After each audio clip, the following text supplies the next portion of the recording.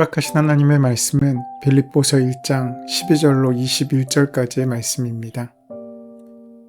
형제들아, 내가 당한 일이 도리어 복음 전파의 진전이 된 줄을 너희가 알기를 원하노라.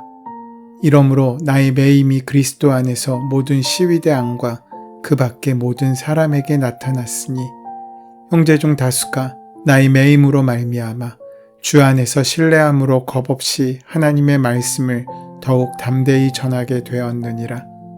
어떤 이들은 투기와 분쟁으로, 어떤 이들은 착한 뜻으로 그리스도를 전파하나니 이들은 내가 복음을 변증하기 위하여 세우심을 받은 줄 알고 사랑으로 하나 그들은 나의 매임과 괴로움을 더하게 할 줄로 생각하여 순수하지 못하게 다툼으로 그리스도를 전파하느니라. 그러면 무엇이냐?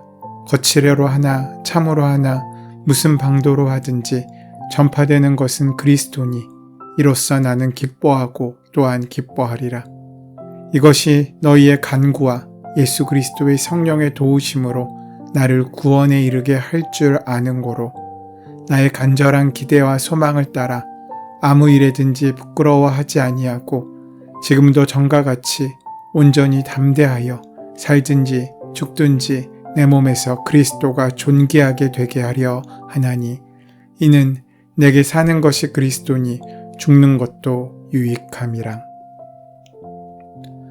우리가 어제부터 묵상을 시작한 빌립보서의 말씀은 크게 세 부분으로 구성되어 있습니다. 먼저 어제 함께 나누었던 1절부터 11절은 빌립보서의 서론이라고 할 수 있습니다. 그리고 오늘 본문인 12절부터 4장 20절까지는 본론의 말씀이고 그 이후 4장 21절로 23절이 결론, 즉 마지막 인사 말씀입니다. 오늘 본문은 바울 자신의 근황에 대해서 증거하고 있는데 자신의 몸은 비록 미결수의 신분으로 감옥에 있을지라도 복음을 전하는 것이 어떻게 묶여있는 그를 통하여 확장되어 가는지에 대해 증거하고 있습니다. 그래서 오늘 본문은 바울의 간증과도 같은 내용입니다. 어제 말씀드린 것처럼 빌립보서는 바울이 로마의 감옥에서 쓴 편지입니다. 그래서 우리는 빌립보서를 옥중 서신이라고 말합니다. 빌립보서 외에 에베소서, 골로새서, 빌레몬서가 옥중 서신으로 분류되는 바울의 편지입니다. 그런데 바울은 어떻게 로마 감옥에 갇히게 되었습니까? 그 배경에 대해서는 사도행전 21장부터 28장까지의 상세히 기록되어 있는데 간단히 요약해 본다면 바울은 세 차례에 걸쳐 전도여행을 떠나게 됩니다. 소아시아로 불리는 터키 지역뿐만 아니라 그리스 전역에 이르기까지 광범위한 전도 활동을 벌입니다. 그런데 그가 전도여행에서 돌아간 곳은 안디옥이었습니다. 지금은 터키의 안타키아라고 불리는 지역입니다. 그러니까 그의 고향인 유대 땅이 아니라 당시 수리아 지역이었던 안디옥으로 간 것입니다. 그 이유는 그가 유대인으로부터 적대적 취급을 받았기 때문입니다. 유대인들은 바울을 배신자 취급했습니다. 조금 더 심하게 말하면 그를 이단자 취급을 한 것입니다. 그러니 당연히 그가 전한 복음은 유대인의 입장에서 본다면 민족적인 배신 행위일 뿐만 아니라 종교적으로도 용납할 수 없는 입장이었던 것입니다. 그런데 바울이 왜 그랬는지 3차 전도여행이 끝난 뒤 예루살렘으로 돌아가게 됩니다. 많은 사람들이 말렸지만 바울은 유대인에게도 복음을 전하겠다는 계획을 감행하게 된 것입니다. 하지만 이것은 마치 물속으로 뛰어드는 것 같은 무모한 일이었습니다. 이미 유대인들 가운데는 바울을 죽이겠다고 결심하고 맹세한 암살 특공대가 있을 정도였으니 말입니다. 이런 상황에서 유대인들의 심장부인 예루살렘으로 간다고 하니 그것은 마치 죽으러 가는 것과 같았습니다. 당연히 예루살렘에서 바울은 고소를 당했고 그는 로마 총독 베스도에 의해 재판을 받습니다. 하지만 베스도는 여러 가지 정치적인 상황과 여건 때문에 바울을 처리하기 어려웠습니다. 이는 유대인들의 문제이지 로마나 법의 문제가 아니었기 때문입니다. 그래서 그는 교묘한 꾀를 내었습니다. 그는 바울의 무죄함을 인정하는 대신 바울이 로마 시민권자라는 사실을 들어 그를 로마에서 재판받도록 해버린 것입니다. 그래서 바울은 로마로 이송됩니다. 그는 죽을 고비를 넘기긴 했지만 로마의 감옥에서 2년이라는 세월을 보내야 했습니다. 물론 그 감옥은 우리가 생각하는 그런 감옥은 아니었던 것 같습니다. 사도행전을 보면 바울이 감옥을 이렇게 표현하는 장면이 사도행전 28장 30절에 등장합니다. 바울은 자기가 얻은 셋집에서 꼭 2해 동안 지내면서 자기를 찾아오는 모든 사람을 맞아들였다. 자기가 얻은 셋집이라는 표현은 감옥 가는 거리가 있습니다. 추측해보건대 우리가 생각하는 철창 같은 감옥이 아니라 가택연금과 같은 상황이 아니었을까 싶습니다. 찾아오는 사람들도 만날 수 있었던 것 같습니다. 대화를 나누는데도 제약이 없었던 것으로 보입니다. 그러니까 디모데와 함께 지내는 것도 가능했습니다. 그러나 그렇다고 해도 활동에 제약이 있었던 것은 분명합니다. 전도여행을 하지 못하는 것은 물론 자신이 바라고 소망하는 일들을 할 수 없는 상황도 있었습니다. 복음의 사명이 불타올라 전도여행을 다녔던 그로서는 정말로 허송세월의 시간이었고 아까운 시간이었을지 모릅니다. 자신의 의지와는 상관없이 몸이 갇혀버렸기 때문입니다. 예를 들어 대한민국의 젊은이들은 필수적으로 군대에 갑니다. 아직 대한민국은 전쟁이 끝나지 않은 휴전국이고 여전히 같은 민족끼리 총뿌리를 거누고 있는 분단 국가이기 때문입니다. 그래서 한창 꽃다운 나이에 가장 인생에 빛나는 시간을 2년이라는 시간을 군대에 매어 있어야 합니다. 마치 시간을 빼앗기는 것처럼 여겨질 수도 있습니다. 군 생활을 하면서 가장 힘든 것은 힘든 훈련이나 떨어져 있는 상황들이 아닙니다. 그것은 내가 원하지 않는데 내 의지와는 상관없이 그 시간을 갇혀 있는 것이 가장 힘들게 만드는 것입니다. 비단 군대만 그런 것이 아닙니다. 자신이 뜻하지 않은 상황 가운데 자신의 의지와는 상관없이 원하지 않는 시간을 보낸다는 것은 우리를 힘들게 할 수밖에 없습니다. 군대가 아니라고 할지라도 사람들에겐 각각의 이유와 사정과 형편이 있습니다. 자신이 없으면 돌볼 사람이 없는 가족의 가장이라면 어떻습니까? 그에게 꿈은 사치일 것입니다. 큰 병에 들어 거동이 편치 않는 부모님을 모시기 위하여 매일 수밖에 없는 자녀들의 삶은 어떻습니까? 저마다 원하지 않는 상황에 발이 묶이면 다 힘들고 어려운 법입니다. 그런데 바울은 오늘 본문에서 뜻밖의 말을 합니다. 12절 말씀을 보시면 형제자매 여러분, 내게 일어난 일이 도리어 복음을 전파하는 데 도움을 준 사실을 여러분이 알아주기를 바랍니다. 라고 고백하고 있습니다. 내게 일어난 일이 무엇이겠습니까? 그것은 바울이 감옥에 갇힌 일을 말하고 있는 것입니다. 그러니까 바울은 감옥에 갇힌 일이 오히려 복음을 전파하는 데 도움을 주었다고 고백하고 있는 것입니다. 이것은 선뜻 받아들이기 어려운 말입니다. 복음을 전하기 위하여 우리는 세상을 향해 나아가야 하는데 그는 지금 매여 있고 갇혀 있습니다. 어찌 자신의 발이 묶이고 원치 않은 감옥 생활이 기쁨의 생활이 될 수 있겠습니까? 또 그를 통하여 어떻게 전도의 지경이 넓어질 수 있겠습니까? 물론 그 일로 인해 로마 병사들에게 복음을 전할 기회가 주어졌던 것 같습니다. 그에 그치지 않고 그들의 가족이나 지인들을 만날 기회도 있었던 것 같습니다. 하지만 그렇다고 한들 갇힌 상황이 좋아 보일 리는 없지 않습니까? 주님의 복음을 들고 좋은 일을 하려는 바울에게 감옥이라는 상황은 여전히 나쁜 일이지 않습니까? 그럼에도 바울은 그 나쁜 일조차 좋은 일로 여기고 있다는 것입니다. 이것은 억지로 생각을 바꾸라는 것이 아닙니다. 그것은 참된 기쁨의 근거가 될 수 없기 때문입니다. 참된 기쁨은 결코 세뇌를 통해 이루어지지 않습니다.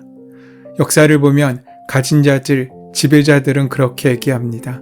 주어진 자리에 만족하라고, 더 많은 것을 꿈꾸지 말라고 말입니다. 그런 말들은 지금까지 있어 왔습니다. 운명을 받아들이고 자신을 직시하고 이해하라고, 그저 다 좋은 게 좋은 거라고 그냥 주어진 분수대로 살라고 말해왔습니다. 그러나 이러한 것은 결코 참된 기쁨과 평안의 근거가 될 수 없습니다. 나쁜 것을 내버려 두고 나쁜 상황에 눈 감고 불의의 편에 서라는 것이 아닙니다. 하지만 신앙적 낙관주의는 할 수 없으니 포기하라는 것이 아닙니다. 낙관과 기쁨의 근거를 바꾸라는 것입니다. 분명 우리에겐 나쁜 것을 바꿀 힘이 없습니다. 무엇으로 바꿀 수 있겠습니까?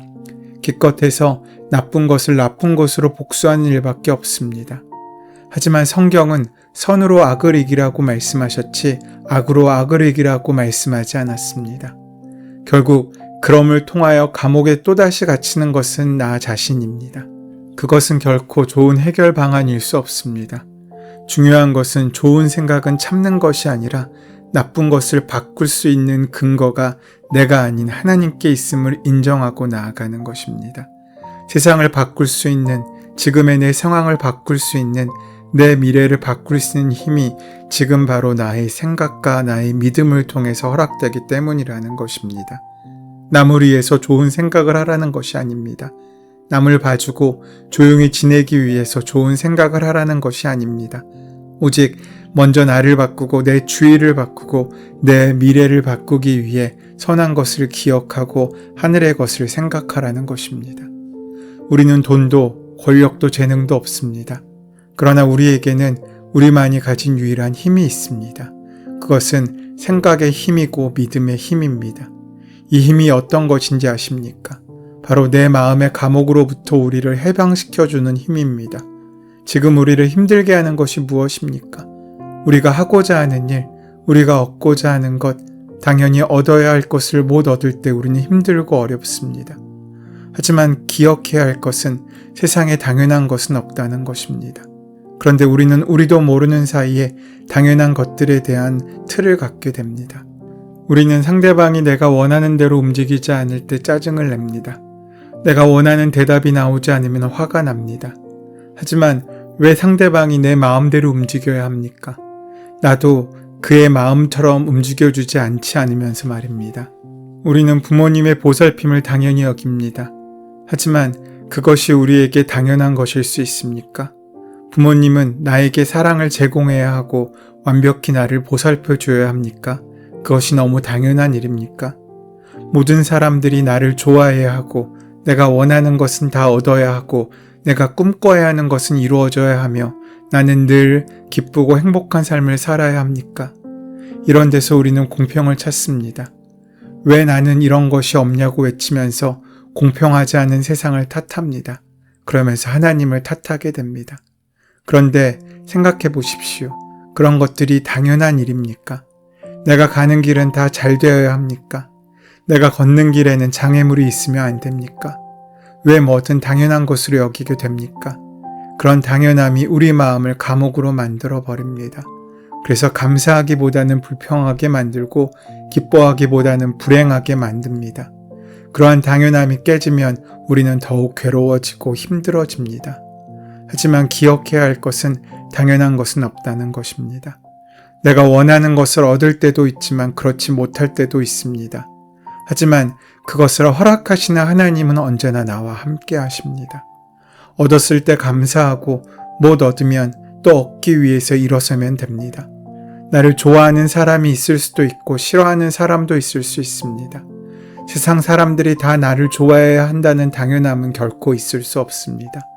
좋아하는 사람이 있다는 것은 감사한 일이고 싫어하는 사람이 있다는 것은 내가 더 좋은 사람이 될 사명이 있다는 것입니다. 바울이 이렇게 생각했다면 어떻겠습니까? 내가 하나님의 일을 하는데 왜 감옥에 가야 해? 내가 그리스도의 복음을 전하는데 사람들은 왜 나를 죽이려고 하지? 왜 내게는 이런 일이 있는 것이지? 그랬다면 바울은 한 걸음도 복음의 사명을 붙들고 나아가지 못하고 주저앉아 불행하며 염려하고 불평했을 것입니다. 그의 이름은 우리가 알지 못했을 것이고 기억도 하지 않았을 것입니다. 바울 사도의 위대함은 그에게 당연함이라는 것은 없었다는 것입니다. 오직 감사만 있었습니다. 죽지 않아서 감사하고 로마에 오게 돼서 감사하고 감옥에 가게 돼서 감사하고 그 감사를 늘 누릴 수 있었습니다. 그러고 보니 불행의 반대말은 행복이 아니라 감사인지도 모르겠습니다. 사랑하는 여러분, 지금 혹시 마음의 감옥에 갇혀 있지 않습니까? 이것도 안 되고 저것도 안 되고 왜 세상은 나에게 이렇게 불공평하지? 세상 사람들은 다 너무 쉽게 얻는 것 같은데 나는 뭐가 이렇게 힘들고 어렵지? 그런 당연함이라는 감옥에 갇혀 있는 한 우리는 불행할 수밖에 없습니다. 우리는 내가 뿌린 씨의 열매를 거두게 됩니다. 오늘 감사의 씨앗을 뿌리면 우리는 감사의 열매를 거두게 될 것이지만 오늘 불평과 불행의 씨앗을 뿌리면 결국 그 쓴 열매를 거두게 될 것입니다.